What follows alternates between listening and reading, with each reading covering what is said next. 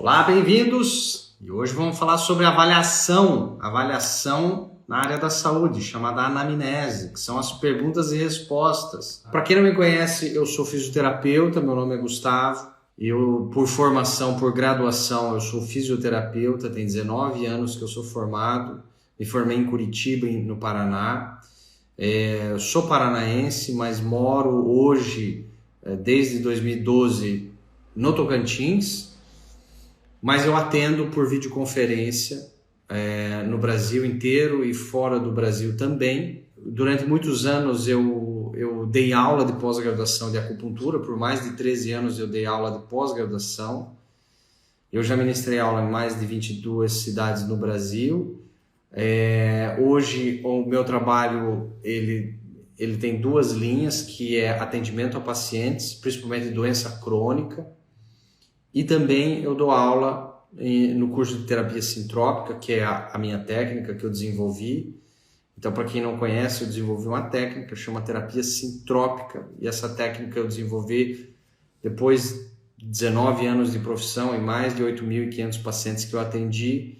Eu cheguei num modelo onde eu consegui reunir o que existia de melhor da neurociência, da nova medicina germânica, do estudo transgeracional da família, da biologia transgeracional de uma forma geral, e eu consegui encaixar num protocolo, numa maneira de chegar mais rápida ao processo de doença do paciente, principalmente da causa.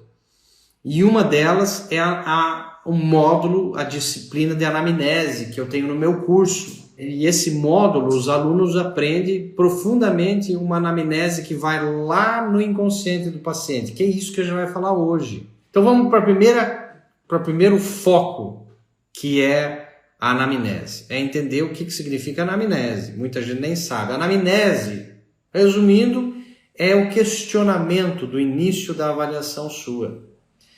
Aquele questionamento que você faz, onde a pessoa mora, o nome dela, a data de nascimento, todo esse questionamento, até chegar na queixa principal, o que você quer tratar? Você veio aqui para tratar o quê?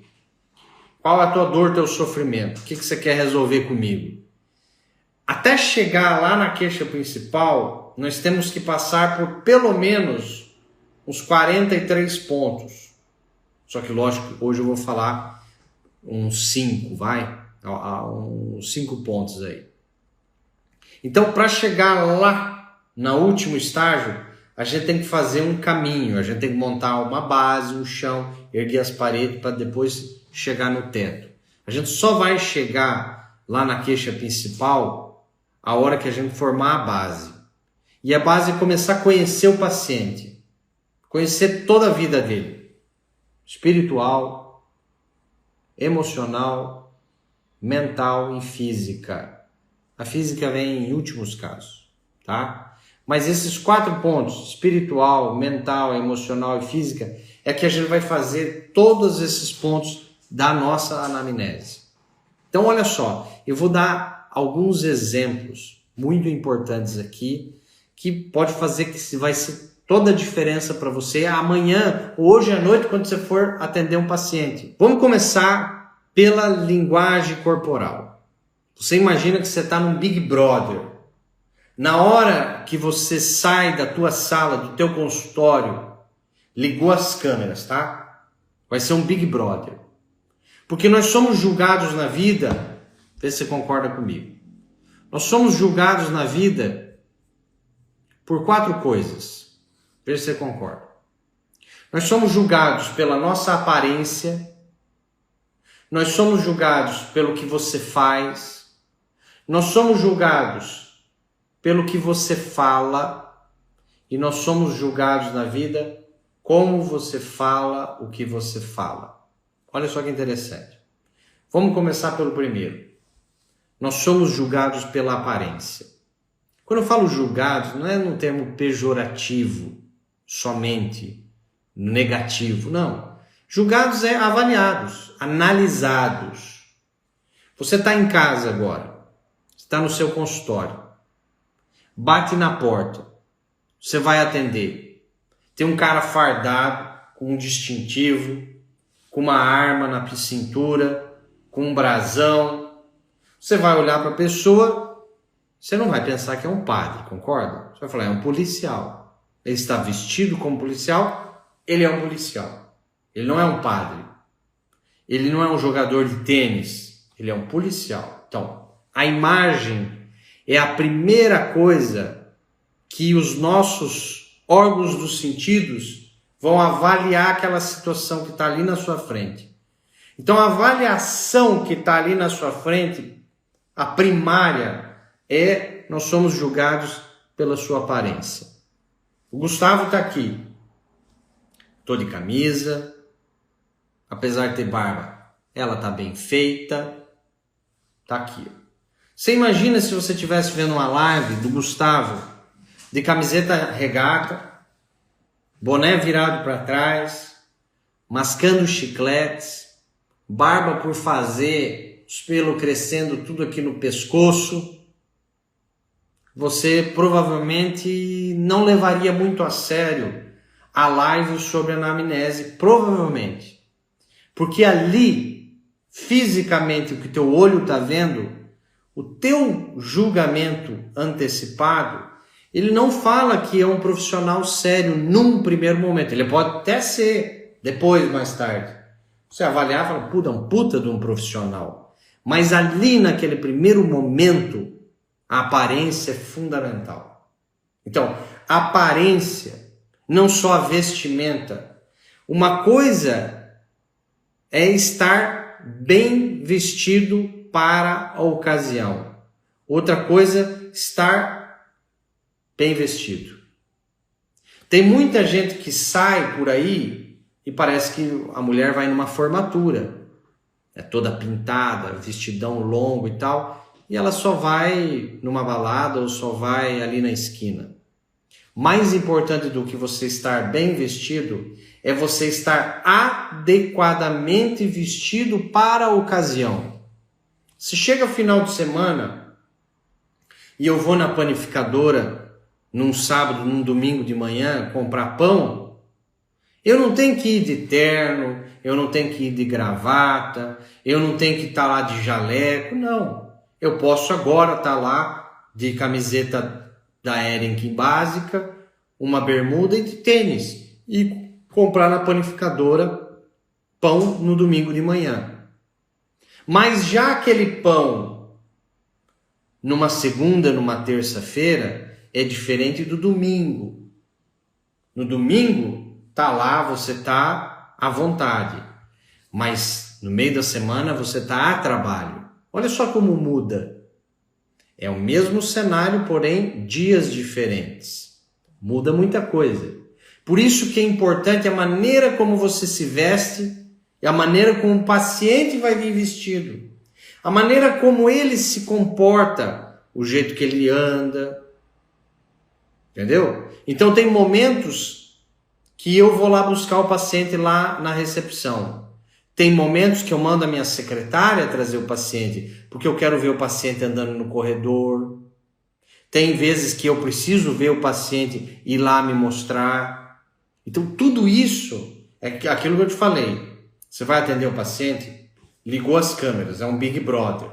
Agora a maneira como você se porta ali vai ser fundamental. Tanto a maneira como você se porta, como a maneira como o paciente vai se portar com você. Se você vai passar segurança, se você não vai. Se você vai passar confiança para o paciente, se você não vai. Tudo isso vai dizer pela sua imagem, como você está vestido, como você não está vestido, etc, etc. Você entendeu? Então, muito importante. Nós somos julgados por 4 coisas. Nós somos julgados pela nossa aparência. Segundo lugar, nós somos julgados pelo que nós fazemos. Você pode escrever. Você vai numa festa, você vai numa balada, você sai à noite. Você não conhece a pessoa, nos primeiros 5, 10 minutos, vai vir na conversa. O que você faz da vida? O que você faz? Com o que você trabalha? A pessoa vai perguntar. Você não conhece a outra? Nos primeiros 10, 15 minutos de conversa, uma vai perguntar para a outra. E aí, o que você faz da vida? Então, o que você faz da vida é fundamental. Não só o que você faz, mas como você fala o que você faz. Você tem 2 pedreiros. Você chega para o primeiro pedreiro, você pergunta assim, o que você faz da vida? E o primeiro pedreiro fala assim, eu sou pedreiro, coloca um tijolo em cima do outro. Aí você vai para o segundo pedreiro, você pergunta para o pedreiro, o que você faz da vida? Ele fala assim, eu sou pedreiro, estou construindo o estádio do Maracanã, que vai ficar para a posteridade. Você tem 2 pedreiros que fazem a mesma coisa, mas um descreve a profissão dele de uma maneira muito diferente do outro. Ele agrega valor ao que ele fala. Ele agrega valor ao que ele faz. Então, a próxima vez que alguém te perguntar, e aí, fulano? E aí, fulana? O que você faz da vida? O que você é? Você trabalha com o quê? A pergunta é, como eu descrevo a minha profissão para agregar valor a ela? Você vai falar, eu sou psicólogo? Eu sou fisioterapeuta? Eu sou professor? Não.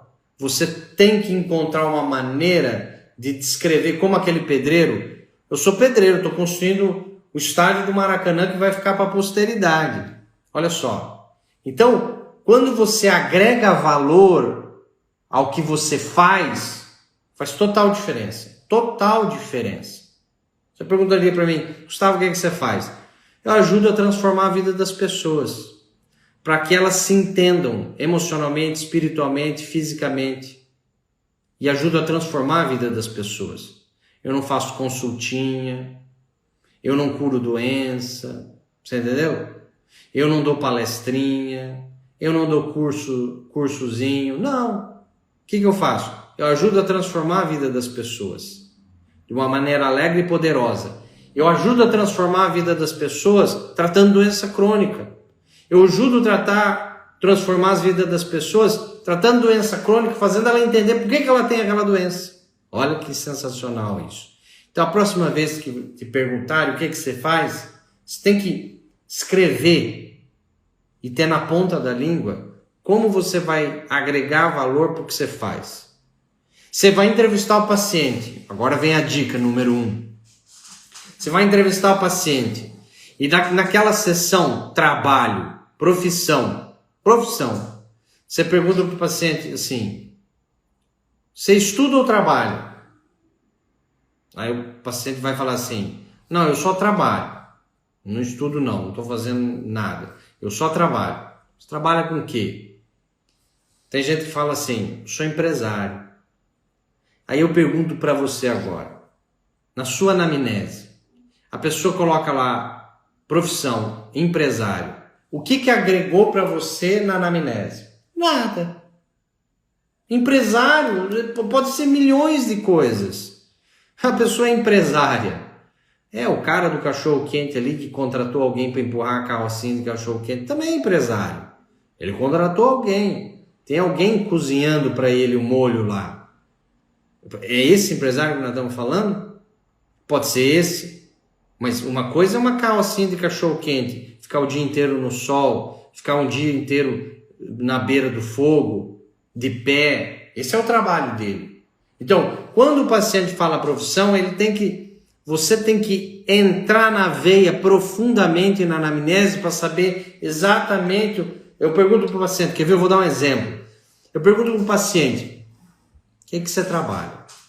Qual é a tua profissão? O paciente fala assim, eu sou empresário.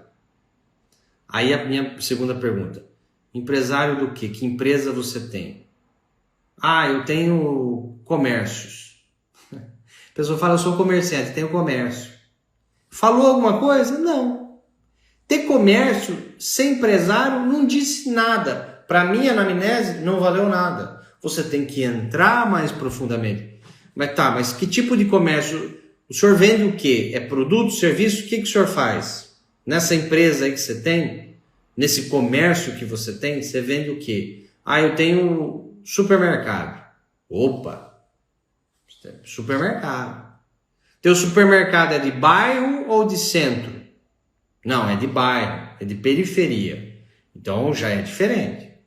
O supermercado dele é de periferia. Muito bem. E nessa empresa sua, qual é a sua função? Você fica só no financeiro? Você fica só no administrativo? Você fica só na logística? Você faz de tudo um pouco? Uma hora você está num caixa, outra hora você está lá em cima administrando e apagando fogo. O que você faz nessa seu mercado, nessa sua empresa? É importante na avaliação, anamnese profunda, você questionar o paciente qual é a função dele ali. E mais importante do que isso também é você falar quanto tempo tem. Porque a pessoa fala assim, eu sou empresário, tenho um supermercado. Mas você coloca lá o supermercado. Só que ele tem há 6 meses. A outra profissão dele antiga era advogado. E ele ficou 15 anos, 20 anos trabalhando como advogado. E a experiência dele é de ser advogado. E faz 6 meses que ele está com um supermercado. Olha só, deu toda a diferença. Vocês entendem? Toda a diferença. E agora eu vou mais profundo ainda e abram os ouvidos. Uma coisa que provavelmente vocês nunca ouviram falar.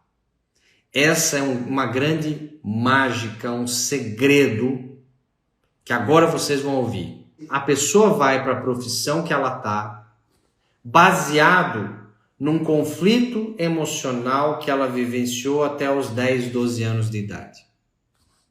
Vamos lá. A pessoa vai para a profissão que ela está hoje, baseado num conflito emocional que ela viveu dos 10 aos 12, até os 10, 12 anos de idade. Vou dar um exemplo. Você tem um menino primogênito. É o primogênito. E nessa família, o menino viu o pai agredindo a mãe fisicamente. Com 5 aninhos de idade, 6 aninhos de idade. E ele não conseguia defender a mãe, porque o menino sempre tenta defender a fêmea. Ele não se sentia incapaz de defender a mãe. Então o primogênito é mais autoritário e territorialista. Ele viu o pai agredindo a mãe, e ele é o primogênito.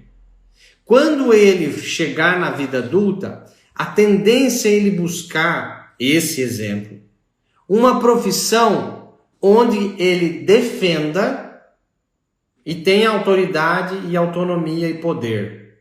Então ele pode querer ser um juiz, ele pode querer ser um policial, ele pode querer ser um lutador de judô. Vocês entendem? Porque ele precisa defender, ele não conseguia defender, ele vivenciava injustiças. E aí agora ele vai para uma profissão que resolva inconscientemente, e é inconsciente, esse processo dele. Olha que interessante. Então você tem alguém da área da saúde. Se você começar a investigar, você vai ver, por exemplo, a pessoa é médica, fisioterapeuta, enfermeiro, enfermeira. Se você voltar lá atrás na história de vida dessa pessoa, você vai ver que provavelmente tinha alguém doente na família até os 10, 12 anos de idade. Alguém que se acidentou, alguém que teve alguma doença, alguém que essa pessoa vivenciou se sentir responsável por cuidar de alguém que tinha algum sintoma, alguma doença em algum momento, às vezes um momento curto, uma semana, um mês, seja um irmão mais novo, seja uma mãe doente, seja uma avó, etc, etc, etc. E aí a pessoa vai para uma área da saúde. Entende como funciona? Eu podia ficar a noite inteira dando exemplos e exemplos e exemplos aqui. Mas Gustavo, como é que você consegue descobrir essas coisas do paciente? Não é com toque, não. O toque é 10, 20% do meu tratamento. É 80%. A gente tem que entender que a anamnese, a avaliação de perguntas e respostas, ela corresponde a 80% ou mais do diagnóstico da causa da doença. Como que eu chego para saber qual é a causa, a origem da doença? É na anamnese. 80% vai vir dali. 80%. Às vezes muito mais que 80%. Por isso que é importante a gente fazer uma anamnese que vai lá no inconsciente, que vai lá profundamente. Isso não aprendi, infelizmente eu não aprendi na faculdade. A maioria dos meus colegas não aprende. A gente tem que aprender fora, fazendo cursos. Porque o tratamento, a técnica, depende da anamnese, da avaliação bem feita. É o poder das perguntas, chama método socrático. O que é método socrático? Método socrático veio do filósofo lá de Sócrates. Sócrates, ele era conhecido na sociedade, no mercado, porque ele incomodava as pessoas pelas perguntas dele, que eram perguntas altamente produtivas. Eram perguntas que mexiam com a pessoa. Então, eu utilizo o método socrático dentro da anamnese para estimular. Eu preciso perguntar e ter uma resposta objetiva. E eu dei o exemplo aí da profissão. Não adianta você perguntar qual a sua profissão e ele falar empresário. Não serve para nada. Ah, eu sou comerciante. Não serve para nada. Eu quero saber. Você é autônomo? Você trabalha por carteira assinada? Você é concursado? Olha só, tem diferença. O concursado, ele vivencia um drama que ele vivenciou lá na infância dele, que é o perigo de faltar emprego, o perigo de faltar dinheiro. Por isso que ele vai para o concurso. Ele precisa de estabilidade, porque ele se sente muito inseguro. A maioria que vai para o concurso é por isso, entendeu? Tem esse drama vivenciado na família. Às vezes o pai é concursado, a mãe é concursada, o tio é concursado e assim por diante. Você vê isso se repetindo. Quer dizer que isso é ruim? Não. Não tem nada a ver com ser ruim. Mas você consegue entrar lá no emocional do paciente. Entender que um concursado, o conflito é um. O autônomo é outro. Por exemplo, eu sempre fui autônomo na minha vida. Então a prioridade, o meu valor maior na profissão chama-se liberdade. E o autônomo luta por isso. Ele precisa ter liberdade.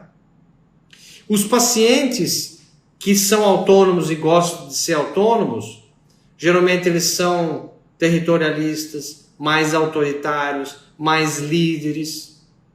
Eles precisam ter o espaço deles, eles precisam comandar, você entendeu? Eles precisam ter liberdade. Que dia que eu vou atender? Quando que eu paro? Imagina, concursado não pode ter isso. Quem trabalha com carteira assinada dificilmente tem isso. Então, olha só o drama que é vivenciado. Aí você consegue entrar lá no inconsciente e entender o paciente um pouquinho mais. Você imagina, uma paciente chega para você tratar o emocional dela. Ela é uma médica autônoma, que tem 3 anos de formada, está explodindo.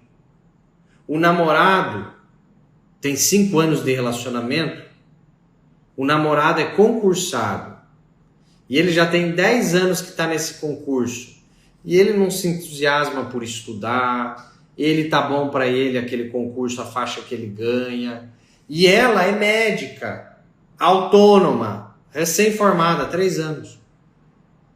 Aí eu te pergunto, para onde vai esse relacionamento amoroso? Difícil, né? Porque a missão de vida de cada um é diferente. Olha só que interessante. Estou garantindo que não vai funcionar? Não tem nada a ver com isso. Pode até ser que funcione. Porque tem muitos outros fatores envolvidos. Não é só isso. Mas a chance de abrir o relacionamento é muito grande. A chance de cada um ir para um lado é muito grande. Ou eles vão continuar junto, mas um infeliz. Você entendeu? Um infeliz. Então, baseado numa pergunta, se obtém uma resposta muito grande, que você vai entender o conflito emocional que o paciente tem, o conflito emocional que ele pode vir a ter, se ele tem mais suscetibilidade a certas toxinas, a certas deficiências nutricionais. Então, por exemplo, um dos itens lá da minha anamnese profunda é: você come carne? Olha que interessante. Uma pergunta: você come carne? A pessoa fala assim: não, Gustavo, eu não como carne. Pergunto: quantos anos tem que você não come carne? Tem 15 anos que eu não como carne. Muito bem. Você come alguma outra coisa animal? Ah, eu como ovo, como queijo, mas carne, sim, peixe, frango, carne vermelha, eu não como tem 15 anos. Muito bem. Na hora que eu for perguntar de medicamentos e suplementos, pergunto: você toma algum suplemento? A pessoa fala: não, não tomo suplemento. Não toma nenhum. Quantos anos você não toma suplemento? Ah, sei lá, nunca tomei suplemento na minha vida. A pessoa nunca tomou suplemento na vida. E a pessoa tem 15 anos que não come carne vermelha. Você sabe de uma coisa? Vitamina B12 vem da carne vermelha. Você não tem em vegetal vitamina B12.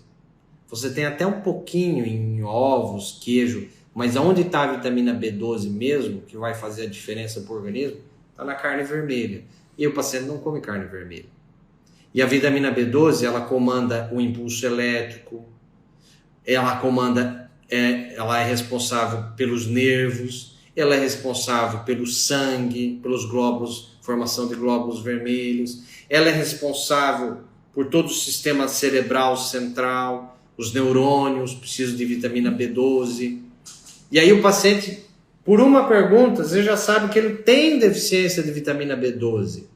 Faz 15 anos que ele não come nada e não suplementa nada. Então ele tem uma deficiência latente, que já está ali teórica pelo menos, que ele tem a deficiência de vitamina B12.